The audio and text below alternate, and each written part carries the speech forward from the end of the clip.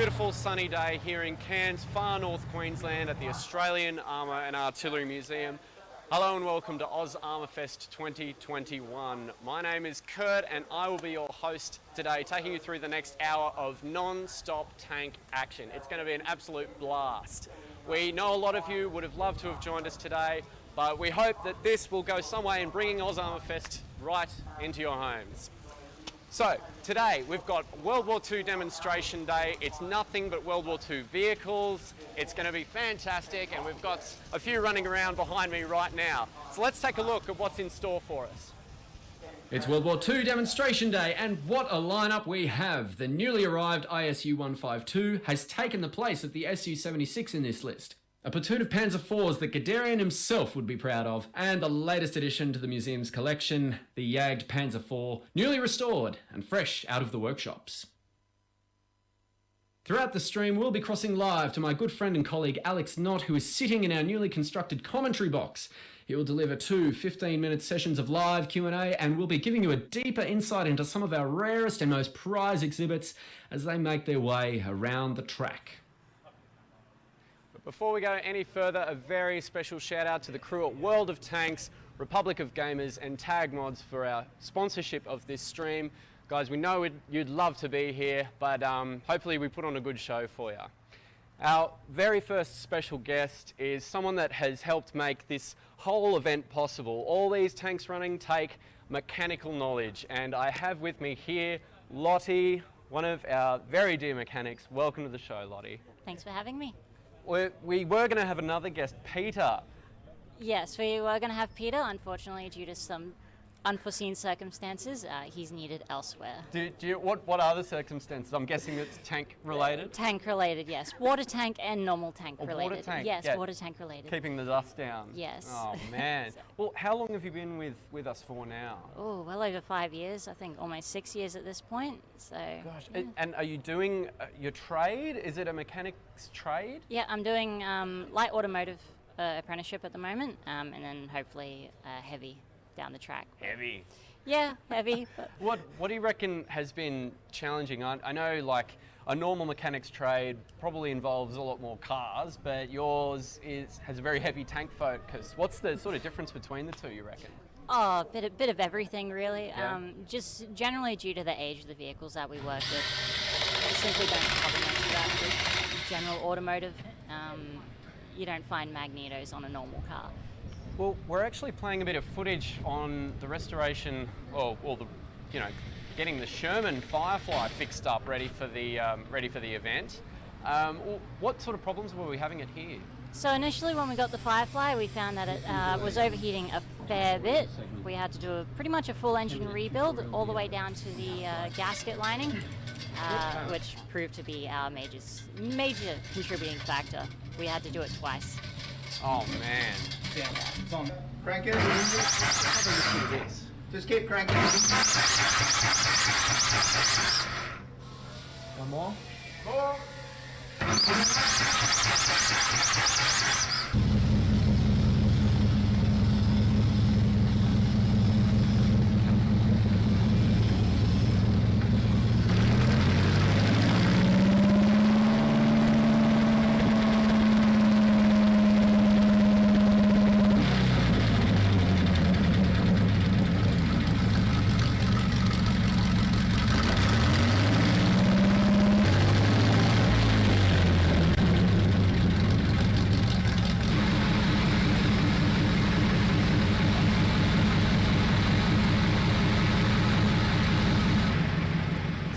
What you were testing there, Lottie, you had a heat gun out. So we're testing the individual cylinders for difference in temperature generally. As long as they're all at a consistent temperature, we can guarantee that the engine is at least running consistently, whether it be hot or cold. If we have a misfire, it'll show up in the heat gun. And here you are driving the beast after we finally got it working after all that stress. And there she goes. How was it to drive after you got it fixed? Oh, amazing. We still have a touch to do with the steering, but with the carbies all set up now, she has no shortage of power. It's fantastic to drive. It was seriously noisy. Yeah, they get up and go, so hopefully we'll see some of that today when it goes out. Are you going to be driving it today? At this stage, possibly. Yeah? We'll see. We'll see what happens. Excellent. Well, are you driving any other vehicles? Yeah, plenty of the German vehicles will be down to me at the moment. Awesome. Most of our other staff are occupied with mechanical work at the moment, so most of that will fall to me. So. Fantastic. Well, we've actually got a little bit more. You're working on the T34 as well earlier in the year, which unfortunately couldn't make it this year at AusArmourfest, even though it was looking promising. It was looking very promising for a while. Unfortunately, we did have some steering issues after we put it all back together. So what was happening here? So essentially our initial problem is the rear bearing in the rear idler, right-hand rear idler wheel. It disintegrated. There wasn't one. How did that happen? Wear and tear, you know, when you're dealing with vehicles this old, you don't know where they picked up their problems. But yeah, we're lucky. Honestly, we're lucky that we got it inside to work on it. So what Peter's indicating there, what's that? See, that's a piece of metal that's been sheared completely off. So that bit there is part of the bearing roller, one of the bearing rollers, and yeah, we found those everywhere when we put it inside. They weren't inside the vehicle anymore, which was the problem. Pieces of it. Yeah. And to think that was a solid piece and it's just like destroyed. It was just incredible. Catastrophic failure. Yes. Well, flash forward, and there it is rolling out on a test drive earlier on in the year. How did you find this one handled compared to the Sherman Firefly? Oh, it's terrible. If I'm being honest, it's terrible. Look, we hope to get it running smoothly. We just simply didn't have the time to touch it up as best as we want it to be. But we've got some other Russians out there for people to enjoy. Well, people don't realise that even though they seem, you know, battle ready and heavy, hard-hitting machines, they are actually quite delicate, aren't they? Yeah, anything mechanical, you have to treat it right. Yeah, they're built to tolerances, but age, wear and tear, just general driving, same as your car. If you don't look after it, eventually they will break down. Well, Lottie, thank you very much for joining us. It's been a pleasure having you on and giving us a bit more insight into the behind-the-scenes mechanical activity here at AusArmour. Not a problem. Thanks for having me on. I hope we can do more mechanical-minded stuff, sneak peeks with everything. Sounds good. Not a problem. Thank you. Alrighty, now we're going to throw to some live commentary with my good friend and colleague Alex Knott, who is up in the new commentary tower. We're going to cross live to him now. How's it going up there, Alex? Good morning, everybody, and welcome to AusArmourfest 2021. My name's Alex, and I'm your commentator up here in the Eagle's Nest, our little box up here on the roof. So today we will be opening up for a open session. So if you have any questions about our vehicles, please feel free to let us know. Otherwise, I'll just be talking about the different vehicles that you can see going around the track today. So currently we just had the M8 Greyhound out on the track. I believe that's actually just pulling in now. So we'll get that in, and then we have the next vehicle coming out, which is the M36 Jackson tank. It's also known as a self-propelled gun or a tank destroyer. American World War II designed, named after Stonewall Jackson of the American Civil War fame. Very impressive vehicle, this one.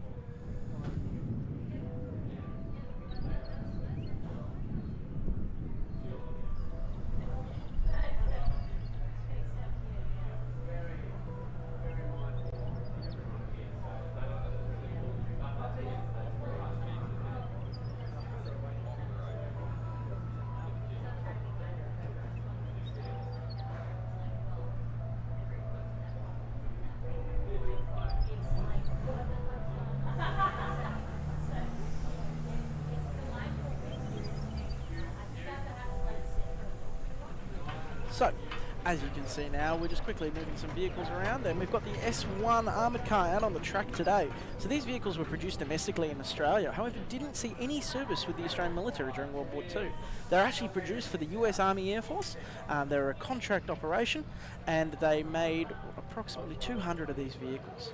It's one of the few cases where you actually see Americans purchasing vehicles and hardware whilst on an operational deployment overseas. So these were built to defend US air bases. They're used as patrol and utility vehicles, and at this point of time there are only two known to exist in the world.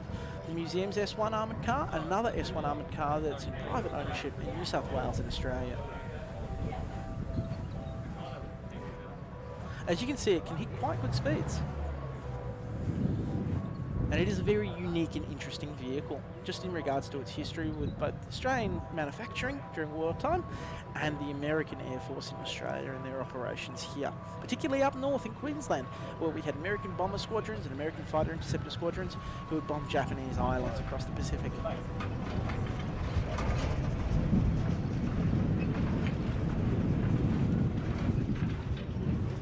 Look at it go.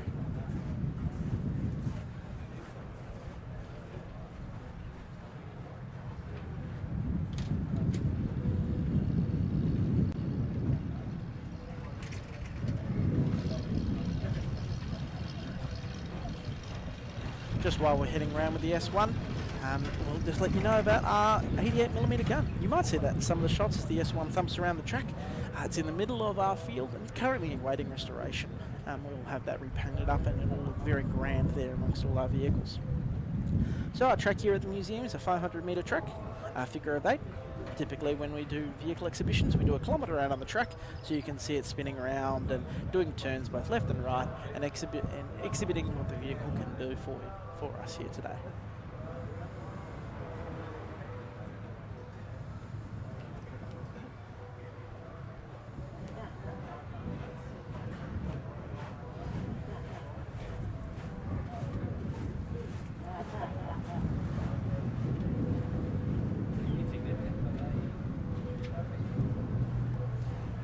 And as promised, the Jackson isn't actually able to come out at this second. So what we're going to do is we're going to start up what looks like the Sherman Firefly, and we're going to take that one out for a spin.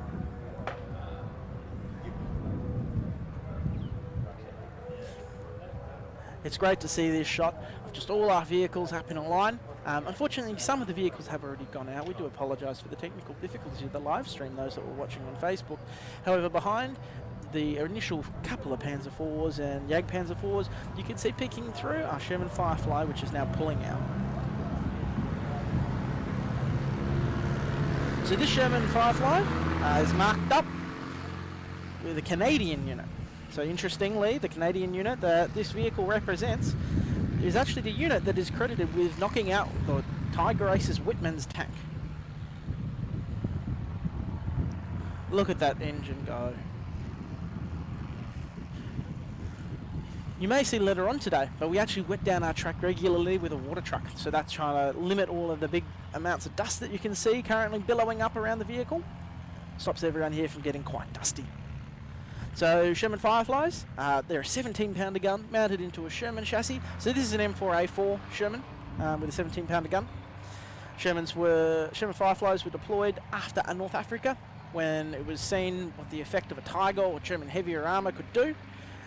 So they upped the gun, managed to cram a 17-pounder into an existing Sherman and utilised that initially during the D-Day landings and continuously being highly prized and sought after by field commanders for their capabilities.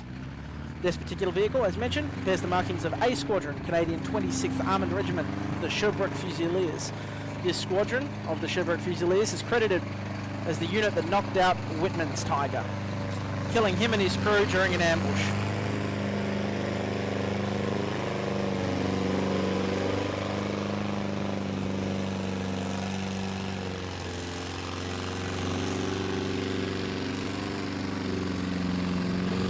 This Sherman Firefly is running an original engine and this original inside.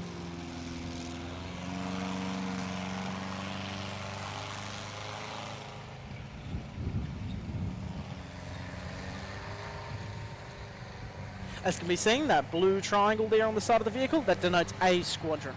So typically with Allied markings, you see blue and yellow triangles, for example, and they denote your different squadrons. So that's why you see the colour difference. As you can see on the barrel of the gun, you have that white and green wavy kind of pattern. So that was a deliberate effort by Allied tankers to camouflage their guns.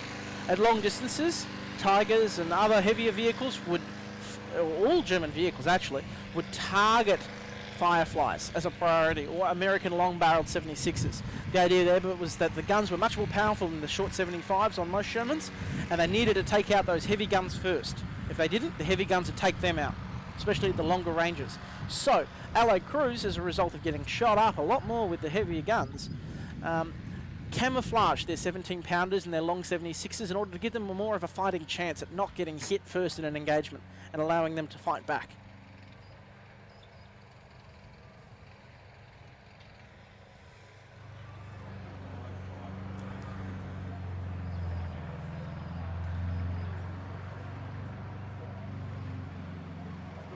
This particular Sherman Firefly came to the museum from Italy. It was extensively restored in Spain and is one of our favourite vehicles here at the museum.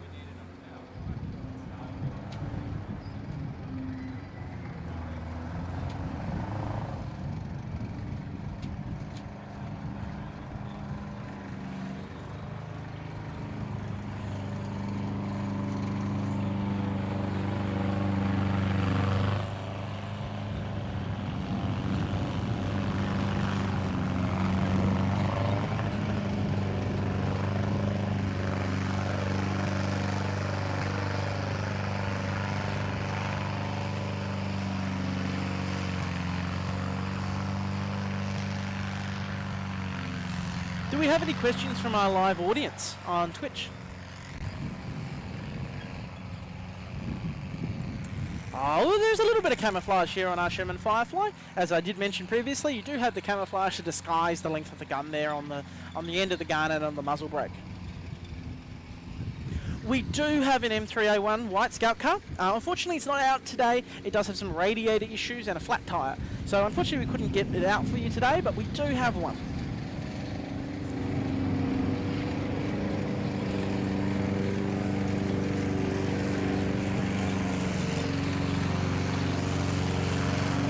As you guys were just able to see in the stream, we have a Panzer IV currently out on the track. Unfortunately, it did suffer a breakdown earlier, and it won't be operating for the rest of AusArmourfest this year.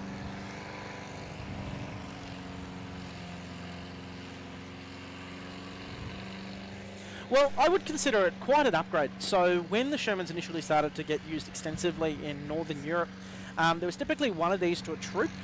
So you had one for every 4 or so Shermans, depends on the unit. Some units got more, some got less. But as the war went on, they really started to increase those numbers. Towards the end of the war, you have units that were primarily Sherman Fireflies. They were typically used in, or mostly used in northwestern Europe, but you start to see towards the end of the war, particularly late 1944, early 1945, you start to see them pop up, particularly with South African and Polish units in Italy, but however their focus of getting them off the production line, getting them into northwestern Europe where they're fighting those big heavy German tanks was a real priority for Commonwealth and Allied planners. Do we have any more questions at all?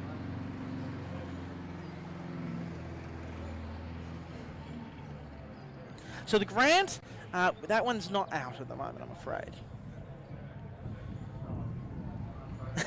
Current price. Unfortunately, I don't know how much we paid for the Sherman Firefly, but I would expect that it wouldn't be very cheap.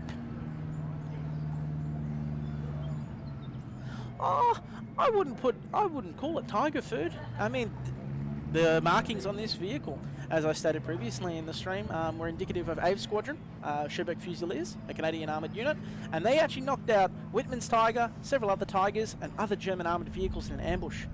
They actually knocked out holes in a brick wall and shot through the holes that they'd created in order to catch the Germans in a perfect ambush.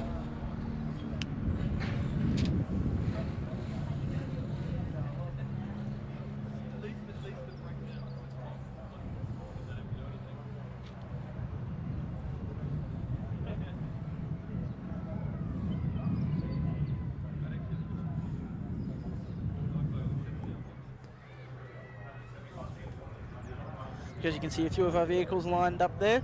So we have the Stuart, we have the 11-1 half-track, which is the German STKFZ 11-1. It's the only one known to exist. And then behind that, you can see our M3 half-track.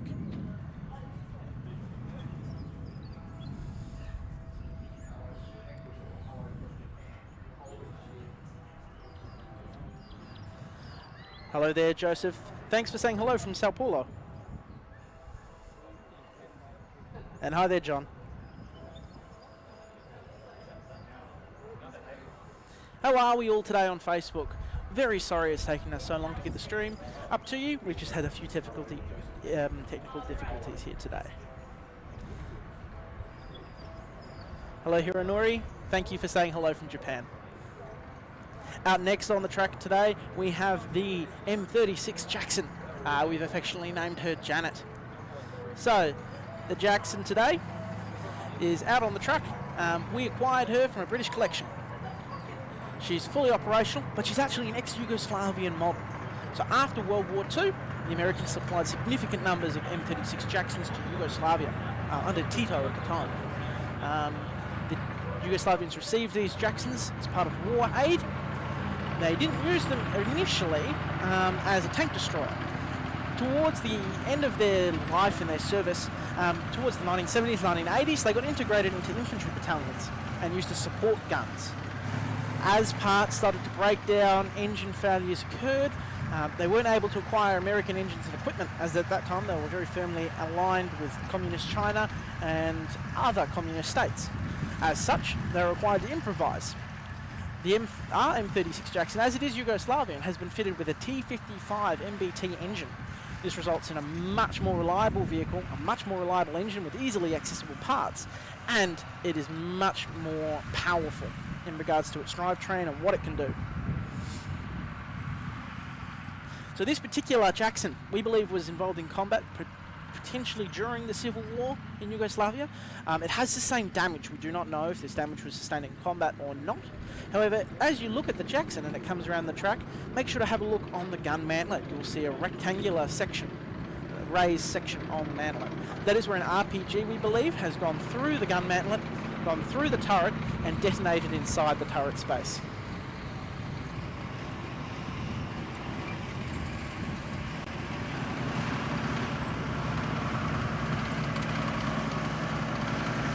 Hi Richard, there is a Stuart, that one will be coming out shortly, so that is an M3 model with the 7-cylinder radial engine in it. Do we have any questions at all?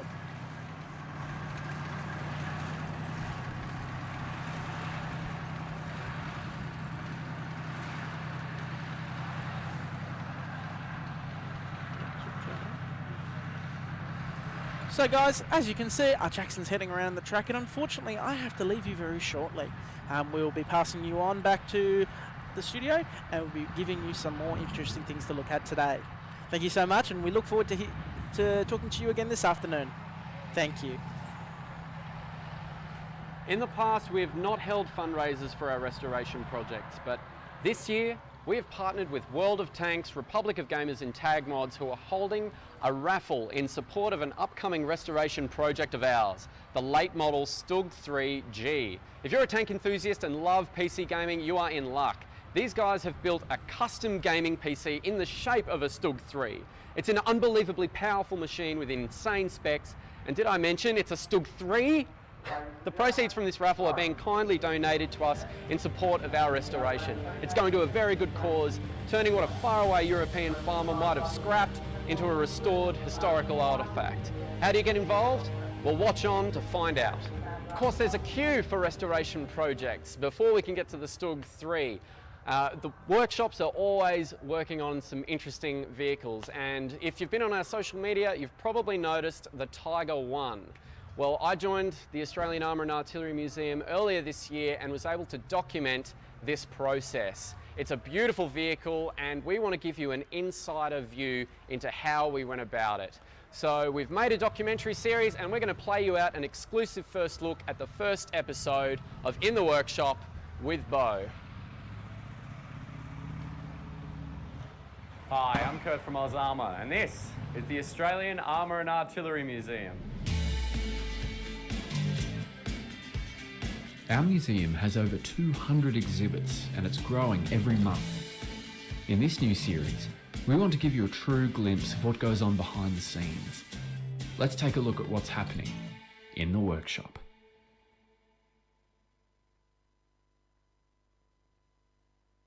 This is Workshop 1, where father-son duo Glenn and Bo are working on our very own Tiger I restoration. A lot of work has already been completed so far, but there's still a lot to do. Today, Bo is working on the support beams for the inside of the tank.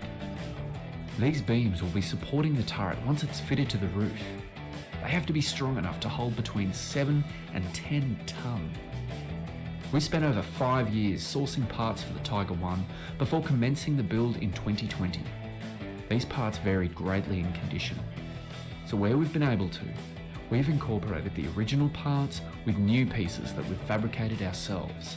It may seem straightforward, but a lot of planning and forethought has to go into this process. Working with 2 different types of steel even has its own set of challenges. This is not original. This is the original piece here. That's going to need to be fully stick welded, otherwise it'll break. If we just MIG weld that, it's just going to crack straight away. That's because as the weld cools, the mild steel around it warps and contracts slightly. But since the armoured plate is so much harder, it is little to no give at all. By stick welding, we get a join that is flexible, yet strong enough to bind the 2 different types of steel together. It's a telling sign of the incredible strength and hardness of the materials they use to make these big cats out of. The next items on Glenn & Bo's list are the hatches. Battle damage and exposure to the elements have taken their toll on these pieces, but in time, they'll be as good as new. There's all the other hinges that he's got. They're sort of not straight, they're a bit bent and stuff, and so we've got to see if that one's bent or not, see if it works. Because it needs to be the right angle. So we've got to try and fit that one, and then we've got to try and make those other hinges to suit. You've got to straighten it all out, see they're all bent. Yeah. Not bent that much, and this is only bent a little bit. And we'll put them all blown off. Yeah. Smashed all the hinges off. So How are you going to bend them? Heat it with oxygen.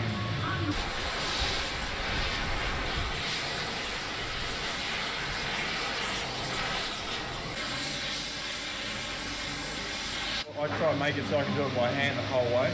Okay. So you don't have to hit it with a hammer anymore.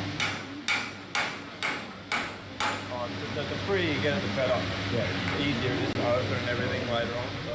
As with most German vehicles, everything is carefully engineered.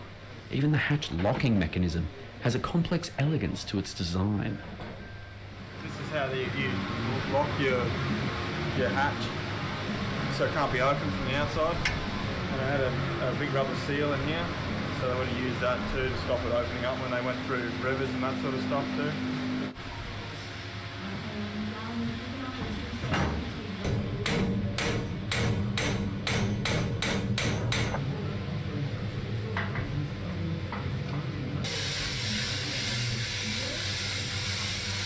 Stop.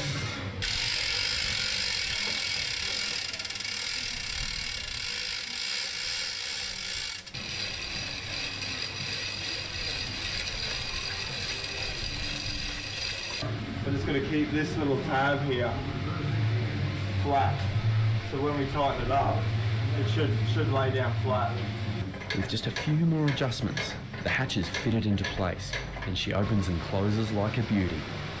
Obviously stop them squashing their heads. So. Yeah. Bo has been sorting through the mudguards and got them into some kind of order.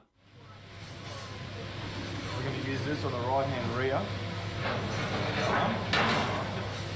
And this one's left hand rear. The middle. Another middle. Pretty hard to find photos of them with all their mudguards in perfect condition. They're pretty much all mangled, unless they're brand new, yeah. This one's a lot straighter. Well, this one's got all the cool battle damage. So we could probably make this one work. These mudguards stick out a long way from the main hull and are the first things to get damaged when the tank enters a narrow lane in a town or a forest. Bo starts by straightening the gussets using a blowtorch to soften the metal. Then he hammers it as straight as he can. Sometimes one hammer just isn't enough. I'm going to use 2 hammers instead of just going backwards and forwards.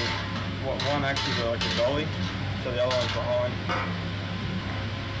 You can straighten things better with 2. These small blocks were welded onto the side of the tank for the mudguards to screw into, rather than the factory workers trying to drill holes into the thick armoured plate. On some of the guards, the whole block has been torn off. Before we can press them into shape, these blocks have to be carefully removed. Yeah, we're going to heat these up red hot and undo the bolts so we can reuse them. When metal gets hot, it expands, and then it separates from the thread, and that loosens all the rust up inside. With the bolts and blocks removed, it's time to flatten the guards back out. Press straight on it because it's on an angle and it's going to press up here, so I'll have to chop this piece up with something. So I'll use these discs here. I'll use them as packers so we're pressing the right spot for it.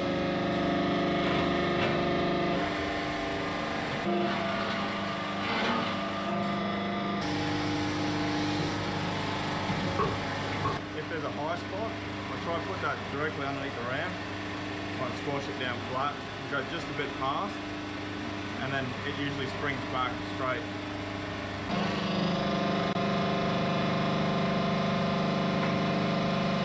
Only 7 more to go, and that's not even touching the front and rear guards. Let's check back in with Bo in a little while.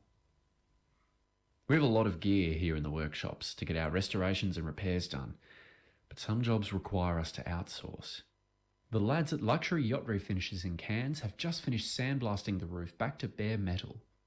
In Europe, bare metal can remain out in the open for a long time, but here in far north Queensland, we have to apply a protective primer straight away to protect the piece from the humidity. The colour we're using is German red oxide, the same colour of primer that would have been used in the Panzer factories during World War II. After a hardening additive is mixed in and the paint is fitted to the airbrush, we're ready to get started.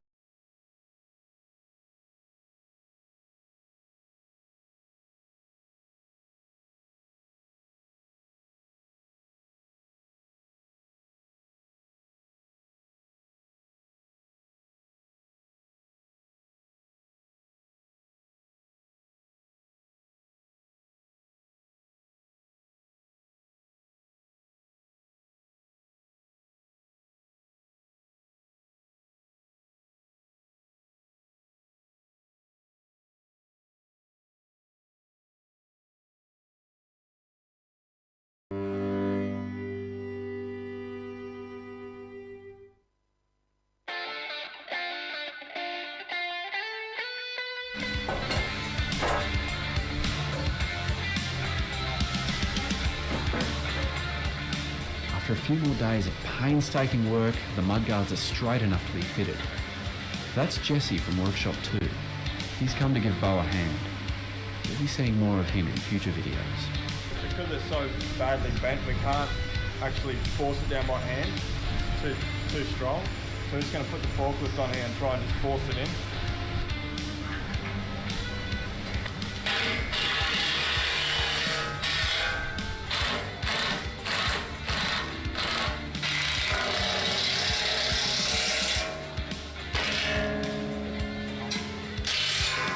They're much straighter than what they were, and we've preserved all the cool battle damage Bo was talking about earlier. Now they fit the tank properly, they're ready for blasting and painting. It won't be long now before this exhibit will be ready to be viewed up close and personal in the museum. Join us next time when we refit the roof of the Tiger One. Until then, I'm Kurt from AusArmour, and I'll see you next time. So you want your very own StuG PC, hey?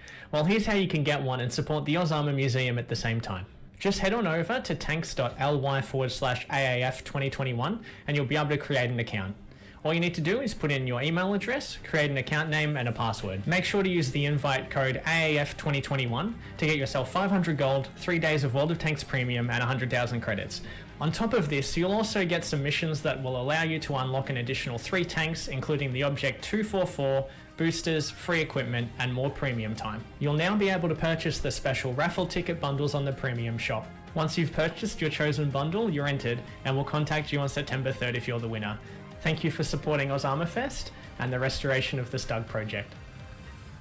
It sure was a lot of fun hanging out with Bo in the workshop, restoring that Tiger and capturing all the action, which we'll show you more of this weekend. We're going to go now live to Alex in the commentary box. How's it looking up there, Alex? Thanks, Curtis, and welcome back to the tower. This is Alex up here in the Eagle's Nest. As you can see out on the track right now, we have our Panzer 38T. So this vehicle was the mainstay of the Wehrmacht's Blitzkrieg. German producers weren't able to make enough vehicles to make up the German army's requirements for armour.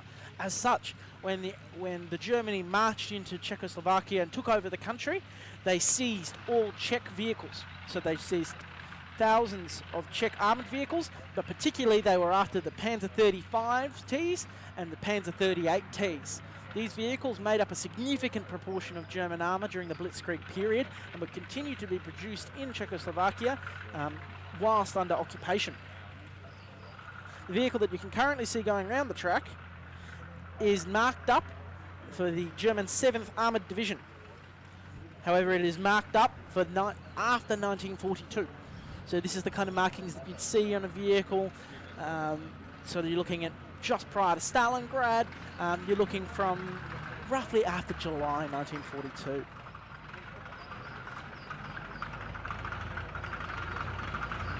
How good does she look?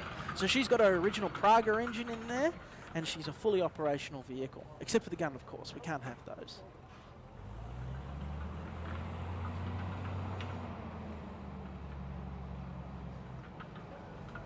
Do we have any questions at all on the stream? Anyone that's got any questions about the museum or our vehicles or what we do here? Happy to answer anything. This is a live and open session.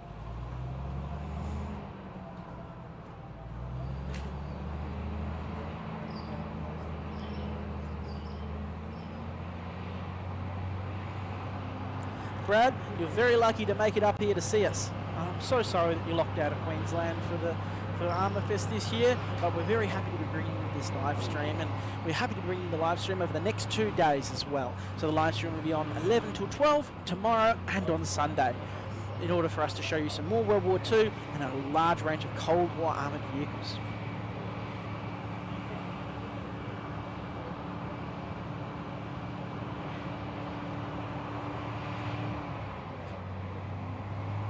So John, with the vehicles, when we try to turn them over every couple of weeks, but unfortunately just due to the massive amount of vehicles we have here. So we currently have over 90 armoured vehicles here, plus some soft skin and other vehicles. So unfortunately there are just so many here for us to give attention to. Sometimes the vehicles can go a month or more without operation. So in the lead up to AusArmourfest, typically for the 4 or 5 months before, we're working full time. So there's a crew of about 4 of us here at the museum that are constantly testing, running, maintaining and ensuring the vehicles are operating to their best capacity. So David Green, in regards to a Panzer II, the museum does intend to acquire a Panzer II at some point in the future. We can't say when, we don't know when, but it is on our to-do list. So we are very excited for that. Unfortunately, I can't announce when or where or how this Panzer II is going to happen.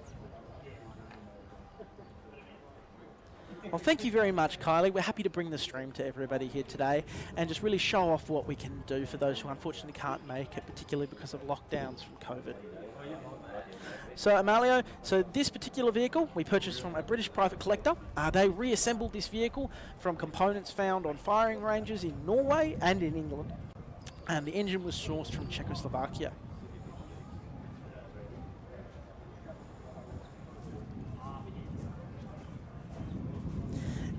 Lewis, look, we would like to get some French armour out here. We do have a Panhard AML 60 armoured car. We do intend to, in the very near future, announce some more French vehicles that we've recently acquired. However, those are top secret for now. Blair, you'd have to get in line. I'm not giving up my job, and I know no one else here is. We love our job here at AusArmour.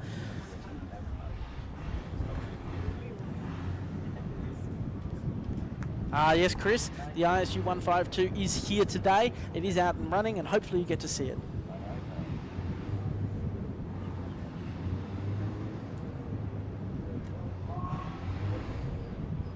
How lovely does that Jagdpanzer 4 look there in the footage?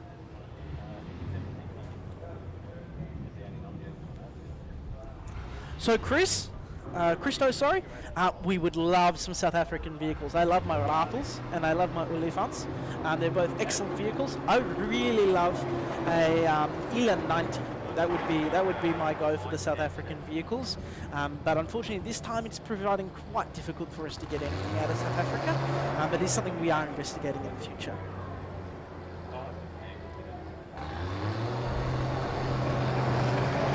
And out goes the SU-76. So the museum's SU-76 was acquired from a Bulgarian museum, actually, as part of an exchange program. So we actually exchanged here at the museum a Matilda hull and 2 engines in exchange for the Bulgarians supplying us with an operational SU-76.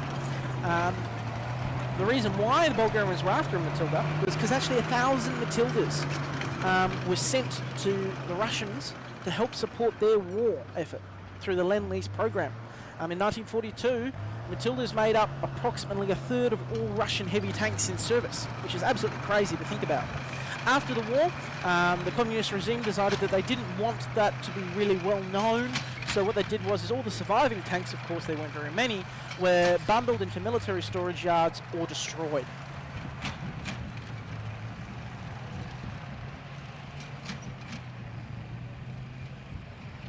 So, Christo, we do own a Centurion. It's an ex-Australian Army model.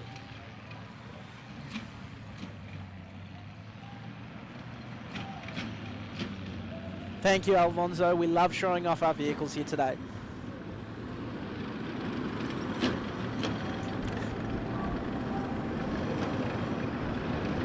Thank you, Mike. We love bringing you this stream. So as you can see with the 76, it's a great running example of the vehicle.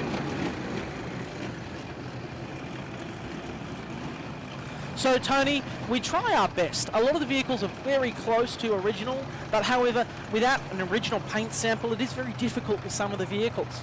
In addition to this, purchasing modern paint and using it in a camouflage setting can be quite difficult.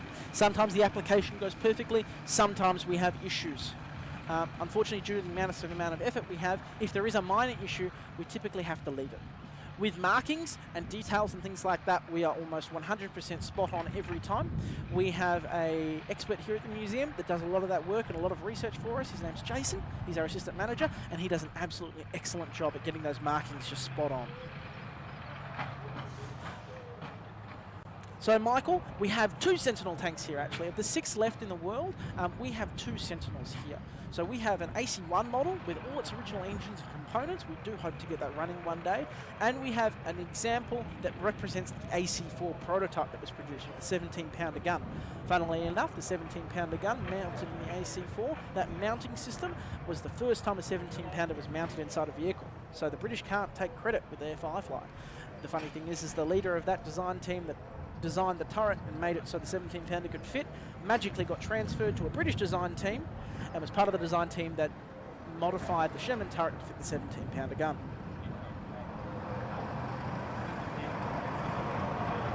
So Jim, we're not sure at this time. We're thinking we might use a German system for our Tiger 1 when we decide to get that running in a couple of years. Unfortunately, just the amount on our plate at the moment, we don't have time to get that running. So Benjamin, we don't have an SU-85 in the museum. We do have an SU-100, which is the further on development from the SU-85. So it's very similar, but of course a bigger gun, an extra extraction fan for the fume extractors, so the crew aren't, you know, completely fuddling around in the darkness and the smoke inside that vehicle. It is a very interesting vehicle. So sorry, Mr. Paz, we do have a couple of one-off vehicles here. So, for example, I'm sorry there. SDKF 11-1 is the only example of that vehicle in the world, and it's the only running example as well. I'm sorry you couldn't be here this year, Bernard. Hopefully you can make it next year. Out on the track very shortly, we're going to see our ASU 152. There she is. So our ASU 152, as you can see, is putting out lots of lovely Soviet diesel fumes out the back there. She's a beautiful vehicle. We just received her from Eastern Europe, and you can see that massive cloud of diesel, which is very typical of your late war Soviet heavy tanks and also your Cold War period vehicles. This one, obviously, we need to do a little bit more tuning, but she's operational, she's out. The fuel is running a bit rich, but who cares? So Paul Lee, one of the most modern tanks, probably, it's a bit hard to tell. We do have a Leopard 1. They were only recently retired from the Australian Army about 20 years ago, but we've also got vehicles that are still in current service with some countries. T-55s, for example, in service in many countries around the world. Centurions, obviously, still in service with South Africa, and although they're being retired now in the oily farm configuration. But we also have a T-72 here, so that's probably considered one of the more current vehicles, I would say. Wayne, I'm sure you can smell it. And I think our neighbours behind us might not be happy with all those fumes. So Michael, we do have a team of drivers here. We also have volunteers that typically come from across the country. Unfortunately, a lot of them couldn't be here this year. So we are running with a limited driver crew, but we still have about 5 or 6 drivers here today.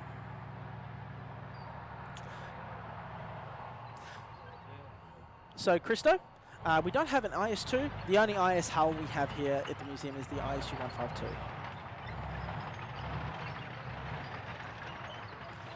Claudia, I would not advise that you taste the exhaust fumes. You'd get very sick very quickly. Ooh, unfortunately, it looks like our ISU 152 is having a few problems. So what we do typically is, if it's having an extreme problem, we'll pull it off to the side of the track and we'll keep running other vehicles.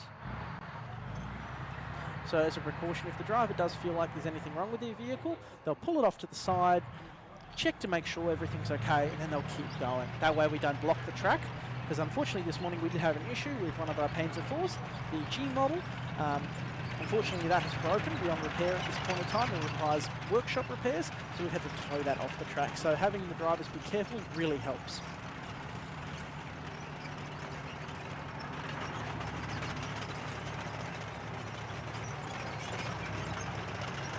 So Zoe, it smells like burning, diesel, and lots of smoke.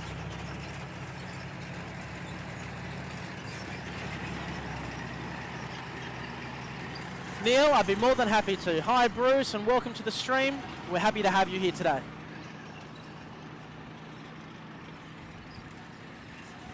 You can see with the ISU, it's just such a wide beast. The guns on the ISU 152s, although not designed to engage enemy armour, the vehicle was designed to knock out pillboxes and heavy fortifications. The gun and the round itself is so powerful that there's photos online, and I do encourage people to go and have a look, where the shells have hit vehicles like Panthers and Tigers and just shattered the armour plate. There's some where just the pure explosive force has hit the side of a Panther and the entire turret has just been completely disintegrated.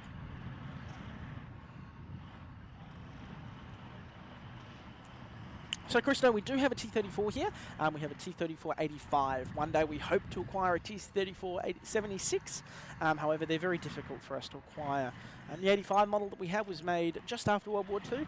It's currently not on display today due to some track issues, but we hope to have it out next year. So Reese, in regards to the ratio of our vehicles that are operational, we're currently at around 65 to 70%, 70% on a good day. We're hoping to try get that up a bit higher though. There are some of our vehicles that unfortunately will never run, just due to the cost and the effort involved. But however, there are some that we would like to get running in the future, and we'd like to get that number a bit higher.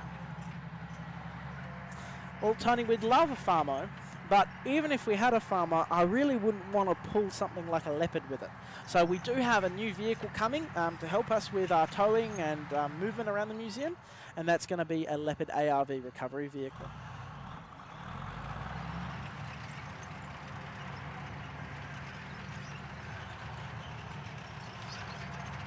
So David, unfortunately we don't at this point of time. We'd like to try to keep it with the late war scheme. We will be applying Zimmerit to it to make it more appropriate for the late war period, but that will be in 2 years' time once we've had the ability to figure out how we're going to get it running and have the ability to do that. At this point in time, we've left it without the Zimmerit, so any visitor to the museum can see the original battle damage and issues with the vehicle and where it's taken shots and penetrations. So Mike, sometimes the heat can create an issue. 2 AusArmourfests ago, when the Sherman first arrived, the Sherman Firefly, it was overheating so regularly that we couldn't run it for more than 200 to 400 metres at a time without it overheating. So, Zoe, we don't have a Abrams at this point of time. I'd love one. If you know where we can buy one, I would definitely be interested to hear from you. So, Ian, thank you very much for your kind words. We love putting on the stream for you. And remember, everybody, our stream will be on tomorrow from 11 till 12 Australian Eastern Standard Time, and on Sunday from 11 to 12 Eastern Standard Time. I'm afraid that's all the time we have for this live Q&A session. I'll put you back through to Curtis, and we can't wait to talk to you again tomorrow. Thank you. That ISU 152 is an absolute monster. Watching it arrive off the back of the truck earlier this year was just spectacular, and to see it in action is awesome. Now, we are deeply saddened that a lot of people from Australia and indeed from around the world couldn't join us because of COVID, but we have prepared something special for you. It's nothing like the real thing, but I jumped in a tank earlier this week to give you a little taste of what it would be like to ride in one of these vehicles. For this segment, we wanted to pick something really, really special, but we're spoiled for choice here. There's dozens of running vehicles to choose from, and I just don't know the right one to pick. If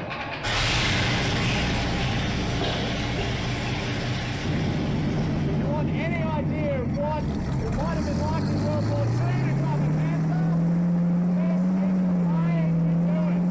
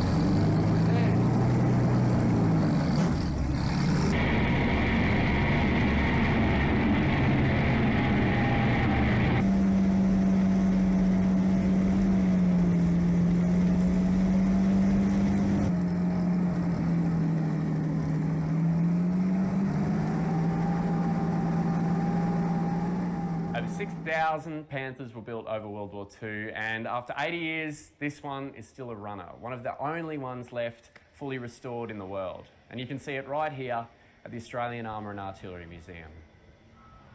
Yes, one of the most incredible private collections in the world. Over 200 exhibits on show and growing all the time. We're getting stuff from overseas, restoring them in the workshop, and they're all available to be viewed at Australian Armour and Artillery Museum in Cairns, far north Queensland. Well, that's about all we have time for today, but we will be back at 11 a.m. Australian Eastern Standard Time tomorrow and the next day. So you can tune in. We'll have more action, more interviews, more docos, more tank content, all for you. Bringing it into your home. We'll also be followed up by World of Tanks stream at 2 p.m. today and tomorrow and the next day, Australian Eastern Standard Time, 2 p.m. So you don't want to miss that. Well, that's all we have time for. Thank you very, very much for joining us. It's been a pleasure having you and seeing the reactions from all across the world. It is awesome to have you with us. So make sure you tune in tomorrow and we'll see you then. Until then, I'm Kurt from AusArmour. We'll see you next time.